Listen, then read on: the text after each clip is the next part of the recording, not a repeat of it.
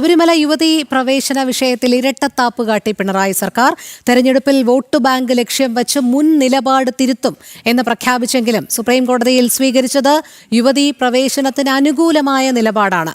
ഭക്തജനങ്ങളോടുള്ള വെല്ലുവിളിയാണ് അതെന്ന് ശബരിമല കർമ്മസമിതിയും വ്യക്തമാക്കുന്നു. അരുൺ കൊടുങ്ങൂർ ചേരുന്നുണ്ട് നമ്മളോടൊപ്പം.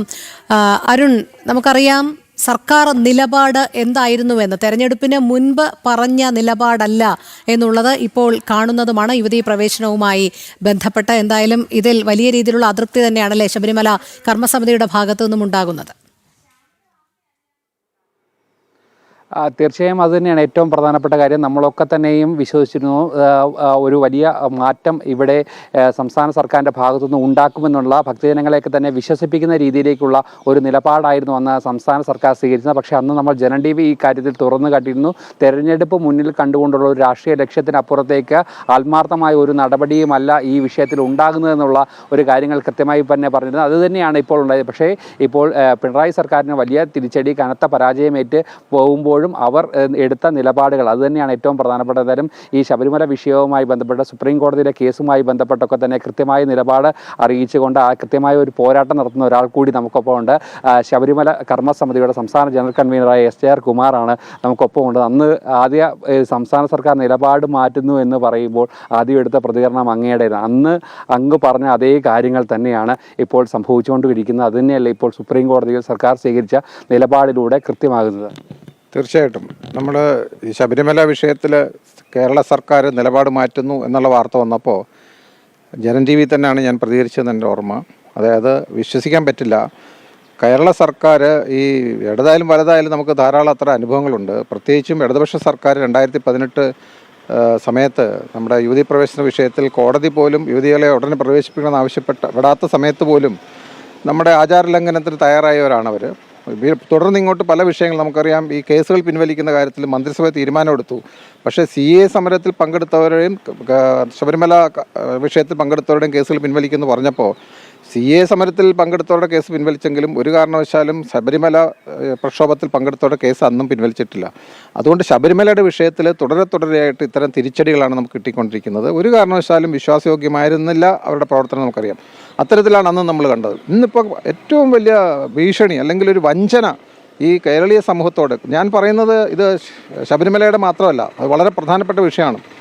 ഈ ഭാരതത്തിലെ എല്ലാ വിശ്വാസ സമൂഹങ്ങളെയും എല്ലാ ആരാധനാക്രമങ്ങളെയും പരിപാലിക്കണമെന്ന് തന്നെയാണ് നമ്മുടെയൊക്കെ ഉദ്ദേശം. നമ്മൾ ഒരു ആരാധനാക്രമത്തിനും എതിരല്ല. ശരിക്കും വിശ്വാസം എല്ലാവർക്കും വിശ്വാസം തന്നെയാണ്. അതുകൊണ്ട് തീർച്ചയായിട്ടും സുപ്രീം കോടതിയിൽ ഈ ഭാരതത്തിലുള്ള എല്ലാ ആരാധനാലയങ്ങളും ഏത് മതത്തിൻ്റെ ആയിക്കോട്ടെ അവരുടെ വിശ്വാസ പ്രമാണങ്ങൾ നിലനിൽക്കുന്നതിന് വേണ്ടിയിട്ടാണ് കേസുകളുമായിട്ട് നമ്മൾ മുന്നോട്ട് പോകുന്നത്. അതാണ് ആർട്ടിക്കിൾ 26 ഒരു സംരക്ഷണം നമ്മുടെ അത്തരത്തിൽ കൊടുത്തിട്ടുണ്ട്. ഡിനോമിനേഷന് പ്രത്യേക റൈറ്റ് കൊടുത്തിട്ടുണ്ട്. പക്ഷേ ഇവിടെ നമ്മൾ കാണേണ്ടത് അതിനെ ലംഘിച്ചുകൊണ്ട് ശബരിമല എന്നാണ് ഇവർ പറയുന്നതെങ്കിൽ അതിനപ്പുറം എല്ലാ വിശ്വാസ സമൂഹങ്ങളെയും വഞ്ചിക്കുകയായിരുന്നു പിണറായി സർക്കാർ ചെയ്തത്. ഇലക്ഷന് മുമ്പ് ഇത്ര ഒരു വാഗ്ദാനം തന്ന് ഇലക്ഷന് അനുകൂലമായി വോട്ട് കിട്ടുമെന്ന് വിചാരിച്ചു. എനിക്ക് തോന്നുന്നു അത് കിട്ടിയില്ല. നമുക്കൊക്കെ അറിയാം. അതിനൊരു പ്രതികാരം എന്നുള്ള രീതിയിലാണോ ഇവർ ചെയ്തതെന്ന് എനിക്ക് സംശയമുണ്ട്. കാരണം വെച്ചാൽ വളരെ പ്രധാനപ്പെട്ട ഒരു കാര്യം, ഈ കേരള സർക്കാരിൻ്റെ അഡ്വക്കേറ്റ് ജയ്ദീപ് ഗുപ്തയാണ്. അദ്ദേഹം ശരിക്കും പറഞ്ഞാൽ നമ്മളോടൊപ്പം ഏതാണ്ട് 4ാമതായിട്ട് ഈ ശബരിമല കേസിൽ 9-അംഗ ബെഞ്ചിന് മുന്നിൽ ഹാജരാകേണ്ട ഒരാളായിരുന്നു. അങ്ങനെയാണ് ആ ലിസ്റ്റ് നോക്കിയാൽ മനസ്സിലാവും. ഇപ്പോഴും ആ പ്രത്യേകിച്ച് നോഡൽ ഓഫീസർ കൊടുത്തൊരു സബ്മിഷനിൽ ഏതാണ്ട് 4ാമത്തെ 5ാമത്തെ ആയിട്ട് വരുന്ന ഈ ജയ്ദീപ് ഗുപ്ത അതിന് അവിടുന്ന് ശരിക്കും പറഞ്ഞാൽ ഏപ്രിൽ 7-ാം തീയതി തുടങ്ങി ശബരിമല വിഷയത്തിൽ യുവതീ പ്രവേശനം എതിരായിട്ടുള്ളവരും അതല്ലെങ്കിൽ ഇപ്പോൾ നമ്മുടെ റിവ്യൂ റെഡ് പെറ്റീഷൻ കൊടുത്തവർക്ക് വേണ്ടിയിട്ടുള്ള വാദമായിരുന്നു നമ്മുടെയൊക്കെ സൈഡിലും. അത് കഴിഞ്ഞ് 14-ാം തീയതിക്ക് ശേഷമാണ് ഈ എതിർകക്ഷികൾക്ക് വേണ്ടി സമയം കൊടുത്തിരുന്നത്. അപ്പോൾ തീർച്ചയായിട്ടും നമ്മളെല്ലാം അതിനു മുമ്പ് വാദിച്ചു. പക്ഷേ വിശദമായ വാദം കേട്ട് നമുക്ക് 23-ാം 24-ാം തീയതി വരെ അത്തരം വാദം പോയി. പക്ഷേ അവിടെ അല്ല അവർ നിന്നത്. പ്രഖ്യാപിച്ചത് നമ്മളോടൊപ്പം നിൽക്കുന്നെങ്കിലും അവർ നിന്നത് ഓപ്പോസിറ്റ് സൈഡാണ്. ഇന്നലെയാണ് സംഭവിച്ചത്. ഈ കഴിഞ്ഞ ദിവസങ്ങൾ നമ്മളെല്ലാം അറിയാം, എല്ലാം നമുക്ക് വിരുദ്ധമായിട്ടുള്ള ആളുകളാണ്. അതുപോലെ തന്നെ ഇന്ത്യൻ എംപ്ലോയീസ് അസോസിയേഷൻ അവരാണ് കേസ് കൊടുത്തത്. അതിൽ അവർ എക്സ്പോസ്ഡായി. ആ ഒരു സമയത്ത് വന്നു അവിടെ അതും ഒരു ചതിവ് തന്നെയാണ് അവരുടെ ആ ഒരു നിലപാട് മാറ്റം. രണ്ടാമത് ഇന്നലെ പറയുമ്പോൾ തന്നെ തുടക്കത്തിൽ അദ്ദേഹം പറഞ്ഞത് ഈ ഇവിടെ കേരളത്തിലെ ഇലക്ഷനൊക്കെ നടന്നു, ഇലക്ഷനിൽ മുമ്പേ സർക്കാർ മാറി പുതിയ സർക്കാർ വരാൻ സാഹചര്യമുണ്ടെന്ന് പറഞ്ഞപ്പോഴും നമ്മൾ പ്രതീക്ഷിച്ചത് ആ ഒരു ഒന്നിൽ ആ നിലപാട് ഇപ്പോൾ പറയുന്നില്ല. കാരണം പുതിയ സർക്കാർ നിലപാട് അറിഞ്ഞിട്ട് പറയാം.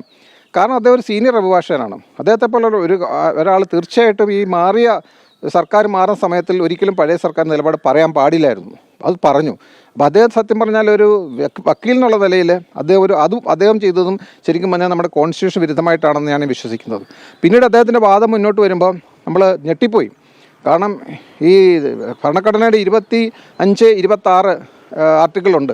25 ഓരോ വ്യക്തികൾക്ക് കൊടുക്കുന്ന ഈ സ്വാതന്ത്ര്യമാണ് മതത്തിനെ സംബന്ധിച്ച്. 26 കൂട്ടത്തോടെ ഒരു വിഭാഗത്തിന് കൊടുക്കുന്നതാണ്. അതാണ് എപ്പോഴും നമ്മൾ ക്ഷേത്രങ്ങൾക്കും ആരാധനയാകും നിലനിൽക്കുന്നത്. മറ്റേ വ്യക്തിയുടെ സ്വാതന്ത്ര്യമാണ്.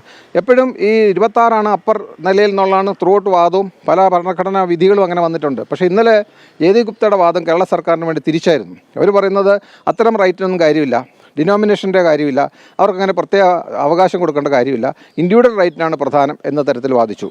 കൂടാതെ എസൻഷ്യൽ റിലീജിയസ് പ്രാക്ടീസ്, നമ്മൾ ERP എന്ന് പറയും, അതിൻ്റെ വിഷയത്തിൽ ഇത് തന്നെയാണ് സംഭവിച്ചത്.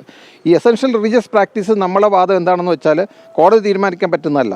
കാരണം കോടതികൾ ഒരിക്കലും ഈ റിലീജിയസ് കാര്യങ്ങളിൽ പണ്ഡിതന്മാരല്ല എന്നുള്ള കോടതി തന്നെ ഇപ്പോൾ 9 അംഗ ബെഞ്ചിൻ്റെ നമ്മൾ ആ സമയത്തൊക്കെ കേട്ടാൽ അറിയാൻ പറ്റും. അവർ തന്നെ സ്വയം പറഞ്ഞിട്ടുണ്ട്. അതുകൊണ്ട് തീർച്ചയായിട്ടും അത്തരം വിഷയങ്ങൾ കോടതി തീരുമാനിക്കേണ്ടതല്ല എന്ന് പറയുമ്പോൾ ഇന്നലെ ജയദീപ് ഗുപ്ത കേരള സർക്കാരിൻ്റെ വാദിച്ചത് അതല്ല, എസൻഷ്യൽ റിലീജിയസ് പ്രാക്ടീസ് എന്താണെന്ന് കോടതി തീരുമാനിക്കണം. എല്ലാ ആചാരങ്ങളും അനുഷ്ഠാനങ്ങളും ഭക്തജനങ്ങൾ തീരുമാനിക്കുന്ന പോലെ അല്ലെങ്കിൽ പരമ്പരാഗതമായിട്ട് നടന്നു വരുന്ന രീതിയിൽ അനുവദിക്കാൻ പാടില്ല, അത് തിരുത്തണം എന്നുള്ള രീതിയിലാണ് പറഞ്ഞത്. ഇവിടെയാണ് ആചാരലംഘനത്തിൻ്റെ വിഷയം വരുന്നത്. തുടർന്ന് പല കാര്യങ്ങളിലും ഇത്തരത്തിൽ വളരെ വിശദമായ കാര്യമാണ്, കോൺസ്റ്റിറ്റ്യൂഷൻ വിഷയമാണ്. അതുകൊണ്ട് അതിലെല്ലാം അദ്ദേഹം പറഞ്ഞത് ഇത്തരത്തിൽ യാതൊരു കാരണവശാലും ഈ ആചാരം അനുഷ്ഠിക്കുന്നത് കോടതി ചലഞ്ച് ചെയ്യുന്നതിന് തെറ്റില്ല, അത് ചെയ്യണം നല്ല നിലപാടാണ്. ഇതൊരു വൻ ചതിവായിരുന്നു. ഇത് സത്യം പറഞ്ഞാൽ ഇത്രത്തോളം തിരിച്ചടി കിട്ടിയിട്ടും പഠിക്കാത്ത ഒരു മാർക്സിസ്റ്റ് പാർട്ടിയെ എനിക്ക് പറയാനുള്ളത്, ദയവ് ചെയ്ത് മലയാളി സമൂഹം, ഇത് കേരളത്തിലെ ഞാൻ പറഞ്ഞല്ലോ ഹിന്ദുവിൻ്റെ വിഷയമോ ശബരിമല വിഷയമോ ഒന്നുമല്ല, സമസ്ത ക്ഷേത്രങ്ങളുടെയും കാര്യത്തിലാണ്, സമസ്ത ആരാധനയുടെയും കാര്യത്തിലാണ്. ഇത് ഭാരതത്തിലെ മൊത്തം വിഷയമാണ്. കാരണം വെച്ചാൽ ഇന്ന് 9 അംഗ ബെഞ്ച് വന്നിരിക്കുകയാണ്. അത് വളരെ റെയറായിട്ട് കോൺസ്റ്റിറ്റ്യൂട്ട് ചെയ്യുന്ന വിഷയമാണ് 9 അംഗ ബെഞ്ച്. കാരണം കോൺസ്റ്റിറ്റ്യൂഷൻ്റെ നമുക്കറിയാം, ഈ 9 അംഗ ബെഞ്ച് കൺസിഡർ ചെയ്യുന്ന കോൺസ്റ്റിറ്റ്യൂഷനെയാണ്. അവിടെ വാദം നടക്കുന്ന കോൺസ്റ്റിറ്റ്യൂഷൻ അറുത്ത് മുറിച്ച് അതിൻ്റെ എല്ലാ വിശകലനം നടത്തിക്കൊണ്ടിരിക്കുകയാണ്. അപ്പോൾ കോടതി പോലും ഈ നമ്മുടെ തരത്തിൽ, അതായത് നമ്മളെന്ന് ഞാൻ പറയുന്നില്ല, ശരിക്കും പറഞ്ഞാൽ ഈ ഭാരതത്തിൻ്റെ വൈവിധ്യമാർന്ന ഈ വിവിധങ്ങളായ സമൂഹങ്ങളുടെയും അവരുടെ ആരാധനാക്രമം നിലനിന്നില്ലെങ്കിൽ ഭാരതത്തിൻ്റെ സംസ്കാരം നിലനിൽക്കില്ല എന്നുള്ളത് നമുക്കൊക്കെ അറിയാം. ഭാരതത്തിൻ്റെ ഏറ്റവും വലിയ പുണ്യവും അതാണ്, നിലനിൽപ്പും അതാണ്. അതുകൊണ്ട് കോടതി പോലും അത്തരത്തിൽ അനുകൂലത കാണിക്കുമ്പോൾ എല്ലാ ഭക്തജന സമൂഹവും എല്ലാ ജാതിമത സംഘടനകളും എല്ലാ ജാതി മതപ്രസ്ഥാനങ്ങളും അത്തരത്തിൽ നിൽക്കുമ്പോൾ ഏക വ്യക്തി അല്ലെങ്കിൽ ഈ ജയദീപ് ഗുപ്ത, നമുക്കറിയാം, നമുക്കെതിരെ കേസ് കൊടുത്തവരൊക്കെ അത് പറയും. ഇന്ത്യൻ യങ് അസോസിയേഷൻ ഉണ്ട്, അതുപോലെ തന്നെ ഹാപ്പി ടു ബ്ലീഡ് ഉണ്ട്, ഭൂമാതാ മൂവ്മെൻ്റ് ഉണ്ട്. അവരൊക്കെ എന്താ ചെയ്യുന്നത് നമുക്കറിയാം. അപ്പോൾ അതുകൊണ്ട് അവരുടെ കൂടെ സൈഡിൽ നിന്നുകൊണ്ടാണ് ഈ പിണറായി സർക്കാർ അവസാന നിമിഷം പോലും നമ്മളെ ചതിച്ചത്. അതുകൊണ്ട് ഇത് ഒരിക്കലും പൊറുക്കാവുന്നതല്ല, ഇത് എത്രയും പെട്ടെന്ന് തിരുത്തേണ്ട വിഷയമാണ്. തീർച്ചയായും അത് തന്നെയാണ്. എന്തായാലും ഏറ്റവും പ്രധാനപ്പെട്ട ഒരു നടപടിയിലേക്കായിരുന്നു സംസ്ഥാന സർക്കാരിൻ്റെ ഭാഗത്തു നിന്നും പോയത്. എന്തായാലും വലിയൊരു തിരിച്ചടി തെരഞ്ഞെടുപ്പിൽ ലഭിച്ചിട്ടും അതിനുശേഷം ഇത്തരം ഒരു നടപടിയുമായി അവർ മുന്നോട്ട് പോകുന്ന, എന്തായാലും പുതിയ സർക്കാരിലേക്ക് ഈ കേസ് വരികയാണ്. എന്തായാലും UDF സർക്കാർ ഈ വിഷയത്തിൽ സ്വീകരിക്കുന്ന എന്ത് നിലപാട് സ്വീകരിക്കും എന്നുള്ളത് കൂടിയാണ് ഇനി ഏറെ പ്രസക്തം. എന്തായാലും ഏറ്റവും പ്രധാനപ്പെട്ട ശബരിമലയെ സംബന്ധിച്ചോളം, അതോടൊപ്പം തന്നെ കോടിക്കണക്കിന് ഭക്തരെ സംബന്ധിച്ചോളം ഏറ്റവും പ്രധാനപ്പെട്ട ഒരു കേസ്, ഏറ്റവും ആകാംക്ഷയോടെ കാത്തിരിക്കുന്ന ആ ഒരു കേസ്, ആ കേസിലാണ് ഇപ്പോൾ പിണറായി സർക്കാരിൻ്റെ ഭാഗത്തുനിന്നും അല്ലെങ്കിൽ ഒരു വലിയ ഗുരുതരമായുള്ള ഒരു വീഴ്ച അല്ലെങ്കിൽ ഒരു വാഗ്ദാന ലംഘനം ഇപ്പോൾ നടന്നിരിക്കുന്ന രോഹിണി, അശ്വതി. ശരി അരുൺ, എന്തായാലും യുവതീ പ്രവേശനവുമായി ബന്ധപ്പെട്ടുള്ള മുൻ സർക്കാരിന്റെ നിലപാട് വ്യക്തമായി കഴിഞ്ഞു. ഇരട്ടത്താപ്പ് തന്നെയാണ് പിണറായി സർക്കാർ പിന്തുടർന്നത്. ഇനി വരാനിരിക്കുന്ന സർക്കാർ എന്ത് നിലപാടെടുക്കുമെന്നുള്ളതാണ്. കാരണം തെരഞ്ഞെടുപ്പിന് മുൻപ് അവർ ചില വാഗ്ദാനങ്ങളൊക്കെ നൽകിയിരുന്നു. അത് ആത്മാർത്ഥതയുള്ളതാണ് എങ്കിൽ ഇനിയിപ്പോൾ അധികാരത്തിലേറിക്കഴിഞ്ഞാൽ അവർ എന്ത് നിലപാട് സ്വീകരിക്കുമെന്നുള്ളത് നമുക്ക് കണ്ടു തന്നെ അറിയേണ്ടതാണ്. അതോ അവരും ഇതേ ഇരട്ടത്താപ്പ് തന്നെ ആയിരിക്കുമോ എന്നുള്ളതും നോക്കിക്കാണണം.